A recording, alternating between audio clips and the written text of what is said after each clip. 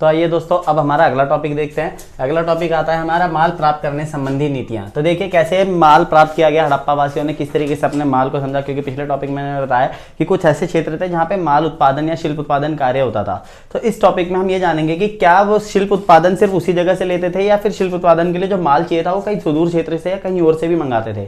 तो इस टॉपिक में हम ये जानेंगे कि माल प्राप्त करने संबंधी नीतियां क्या थी, मतलब किस तरीके से वो अपनी पॉलिसीज को आगे बढ़ाते हैं, कहाँ से रॉ मटेरियल लेके आए और कैसे वो आगे न्यू प्रोडक्ट बनाए। तो देखिए, शिल्प उत्पादन के लिए अनेक प्रकार के कच्चे माल का प्रयोग होता था, मतलब बहुत सारे कच्चा माल चाहिए था। सीधी सी बात है, कोई भी प्रोडक्ट बनाएंगे तो रॉ मटेरियल चाहिए होता है। तो रॉ मटेरियल बनाने के लिए हमें शिल्प उत्पादन के लिए कुछ कच्चा माल चाहिए। तो ये कच्चे माल को देखो कहाँ से लेके आते थे और कैसे वो माल तैयार करते थे। तो कुछ पदार्थ जैसे मिट्टी स्थानीय स्तर पर उपलब्ध होती थी। जैसे रॉ मटेरियल में मिट्टी सबसे ज्यादा जरूरी थी, वो स्थानीय स्तर पर मतलब लोकल जगह पे मिल जाया करती थी, ठीक है। और कुछ अन्य जैसे पत्थर, लकड़ी तथा अन्य धातु जलोढ़क मैदान से बाहर के क्षेत्रों से मंगवाते थे। जैसे कुछ धातु हो गई, कुछ अलग प्रकार की मिट्टी हो गई जो दूसरे क्षेत्र से मंगवाते थे, क्योंकि सारे धातु या सारे कच्चे माल को एक जगह से नहीं मंगाया जा सकता था।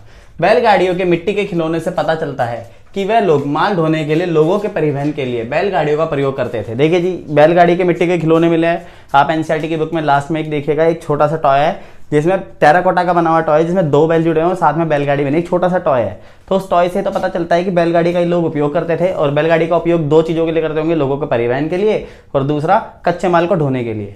तो देखिए, सिंधु तथा इसकी उपनदियों के बगल में बने नदी मार्गों और साथ ही तटीय मार्गों का भी प्रयोग किया जाता था। सीधी बात है, माल लाने ले जाने के लिए स्थानीय तटीय मार्गों का भी प्रयोग किया जाता था और साथ में नदियों का भी प्रयोग किया जाता था। देखिए, मैंने टेराकोटा का एक छोटा सा बैल का एक चित्र बनाया है जो आपके एनसीईआरटी में भी है। आप लास्ट में देख लेना, ऐसा कुछ मिलेगा जो टॉय का टेराकोटा मिट्टी का बना हुआ है, मैंने इधर लिख भी दिया। और ये बैलगाड़ी का साक्ष्य है, जिससे तो पता चलता है कि लोग परिवहन के लिए बैलगाड़ियों का उपयोग किया करते थे। चलिए देखिए, अब अगला टॉपिक, उपमहाद्वीपीय तथा उनके आगे से आने वाला माल। देखिए, उपमहाद्वीप मतलब जितना भी जिस क्षेत्र में हड़प्पा फैला हुआ था, बसा हुआ था, उस क्षेत्र में जो माल आ रहा था या सुदूर क्षेत्र से कहाँ से माल लेके आ रहे थे वो जानते हैं इस टॉपिक में। तो देखिए, नागेश्वर और बालाकोट जहाँ शंख आसानी से उपलब्ध था। हम पिछले टॉपिक में पहले इन दोनों क्षेत्रों के बारे में पढ़ चुके हैं कि समुद्री तट पर स्थित थे दोनों, और इनके पास में शंख आसानी से मिलते थे, और यहाँ पे बाद में बस्तियां स्थापित हुई होंगी, क्योंकि जहाँ से शंख मिल रहे थे तो बस्तियां स्थापित होना ईजिली हो गया था, ठीक है जी। तो देखिए, सुदूर अफगानिस्तान से शोरतुगई से अत्यंत कीमती माने जाने वाले नीले रंग के लार्जवर्द मणि। देखिए, हड़प्पा वासी टाइम पे उस जमाने में क्या है कि वस्तुओं का आदान प्रदान मुद्रा के माध्यम से बहुत कम होता था। तो उस जमाने में मुद्रा को एज ए मुद्रा के रूप में लार्जवर्द मणि मतलब नीले रंग का पत्थर उपयोग किया जाता था, जिससे सामान को लेने लिए बहुत कीमती होता था नीला पत्थर। अगर आपने मोहनजोदाड़ो मूवी देखी होगी तो उसमें ऋतिक रोशन जब मार्केट में माल बेच रहा होता है तो उनको एक सेठ होता है जो कि माल बेचने के लिए 2 लार्जवर्द मणि का उपयोग करता है। तो उस मूवी के अंदर आप समझ सकते हो कि लार्जवर्द मणि से यानी मुद्रा का संचयन किया जाता था। सबसे अच्छे स्रोत के निकट स्थित था, मतलब देखो कहाँ पे, शोरतुगई के अत्यंत कीमती माने जाने वाले नीले रंग के लार्जवर्द मणि के स्रोत, मतलब अफगानिस्तान से नीले रंग के लार्जवर्द मणि मिलते थे, ठीक है। आगे देखिए, लोथल के कार्नेलियन एक प्रकार का लाल रंग, लोथल से कार्नेलियन रंग मिलता था। कार्नेलियन रंग क्या होता है, जैसे मनके, मटके, बर्तन, मृदभांड, इन सब में लाल कलर का डिजाइन देने के लिए कार्नेलियन का प्रयोग किया जाता था, जो कि एक प्रकार का लाल रंग होता था। ये गुजरात में ज्यादातर, लोथल गुजरात में, और ये भड़ोच के आसपास के क्षेत्र में मिलता था। देखिए, शेलखड़ी एक तरीके का पत्थर होता है जो कि जिसे आसानी से पाउडर फॉर्म में बना सकते हैं, यानी चूरा कर सकते हैं जिससे, और जैसे मैंने आपको पिछली बार मनके के टॉपिक में बताया था, शेलखड़ी एक बहुत अच्छा पत्थर होता है जो थोड़ा सा सॉफ्ट होता है, जिसे आसानी से किसी भी तरीके की शेप दी जा सकती है, घिस के रगड़ के जैसे जैसे। तो ये ज्यादातर दक्षिणी राजस्थान और उत्तरी गुजरात में पाया जाता था। और धातु ज्यादातर राजस्थान के स्रोत के निकट स्थित है। धातु में ज्यादातर तांबा, क्योंकि यहाँ के लोग तांबे से ही परिचित थे, उस समय लोहे का कोई उपयोग करते नहीं थे, ठीक है जी। तो अब आगे देखिए, सुदूर क्षेत्रों से संपर्क। हाल ही में हुई पुरातात्विक खोजें इंगित अरब प्रायद्वीप के दक्षिण पश्चिमी छोर पर स्थित ओमान से भी लाया जाता था। देखिए, अब सुदूर क्षेत्रों से संपर्क कैसे था, क्योंकि भाई कुछ सामान दूर से क्षेत्रों से आता था, इसलिए सुदूर क्षेत्रों से संपर्क के लिए ज्यादातर पुरातात्विकों ने हाल ही में कुछ खोजें की, जिसमें पता चला कि दक्षिणी पश्चिमी छोर पर स्थित ओमान एक क्षेत्र है जो कि अरबी प्रायद्वीप के आसपास पाया जाता है, वहां से भी कुछ सामान ले जाया जाता था।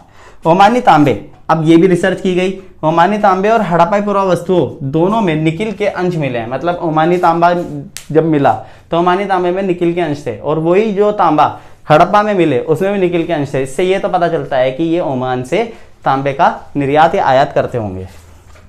संपर्क के और भी संकेत मिले हैं। एक विशिष्ट प्रकार का पात्र अर्थात एक बड़ा हड़प्पाई मर्तमान जिसके ऊपर काली मिट्टी की मोटी परत चढ़ाई गई थी ओमान स्थलों पर मिला है। देखिए ये मैंने मर्तमान बनाया हुआ है, इस तरीके का एक काले रंग का बहुत बड़ा बर्तन मिला है जो ज्यादातर ओमान के क्षेत्र में मिला है, लेकिन ये बर्तन का मैन्युफैक्चरिंग हमारे यहाँ हड़प्पा में होता था। ठीक है, तो कहीं ना कहीं ये तो पता चलता है कि दोनों आपस में दोनों क्षेत्र एक दूसरे से संपर्क करते ही थे। आइए, इस पात्र का उपयोग तरल पदार्थों के संचयन के लिए किया जाता होगा। मतलब जो ये बर्तन है, इस बर्तन में ज्यादातर लिक्विड चीजें या तरल पदार्थों को ही रखा जाता होगा।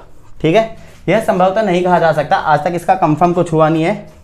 हड़प्पा सभ्यता के लोग इनमें रखे सामान का ओमानी तांबे में विनिमय करते थे। ये तो मैं आपको पहले बता चुका हूँ, क्योंकि मर्तबान था और मर्तबान वहां पे पहुंचाते होंगे और जाहिर से बात है वहां से वो तांबा लेते होंगे, क्योंकि ये दोनों जगह पे मिले हैं। मर्तबान हड़प्पा के थे और वहां पे मिले हैं, तो मतलब और वहां का जो तांबा था उसमें निकल के अंश मिला, मतलब वो यहाँ पे पाया जाता था।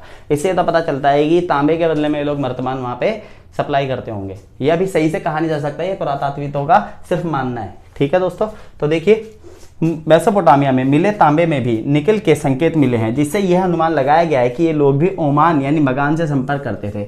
नेचुरली है कि भाई सीधी सी बात है, ऐसे ही तो पता चलता है कि एक क्षेत्र दूसरे क्षेत्र से कैसे संपर्क स्थापित करता है। इसलिए कि क्योंकि वहाँ जो हमारे यहाँ की वस्तुएं थी वो वहाँ पाई गई और वहाँ की जो वस्तुओं के कुछ अंश थे वो हमारे यहाँ पाए गए। इससे तो पता चलता है दोनों के मध्य संपर्क था।